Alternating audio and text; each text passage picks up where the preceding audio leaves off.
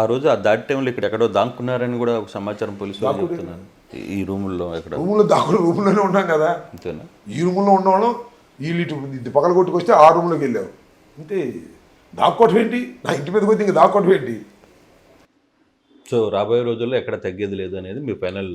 తగ్గటం పెరగటం క్వశ్చన్ కాదండి, ఎక్కడ వెనకడుగు వేసే ప్రశ్న లేదు, ధైర్యాన్ని వీడే ప్రశ్న లేదు. వీళ్ళందరూ ఏమనుకుంటున్నారు, అమ్మటి రాముడు జైల్లో పెడితే వాడి మదం అణిగింది అనుకోవచ్చు, అమ్మటి రాముడు జైల్లో పెడితే వాడు పిరికోడు అయిపోతాడు అనుకుంటున్నారు. మీరు ఎన్నిసార్లు జైల్లో పెట్టినా, ఎన్నిసార్లు మీరు కేసులు పెట్టినా నేను పిరికి వాడిని కాను అని చెప్పడమే నా ఉద్దేశం. మొన్న కోర్టుకు వచ్చినప్పుడు ఇలా అన్న, దానికి పెద్ద రాద్ధాంతం చేశారు.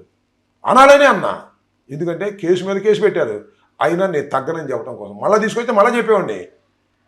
నో, మీరు కేసులు పెట్టి అరెస్టులు చేసి జైల్లో పెట్టి కింద పడుకోబెట్టి ఫుడ్ లేకపోయినా వీడు భయపడిపోతాడు అనుకోవటం మీది పొరపాటు అని చెప్పడమే నా ఉద్దేశం.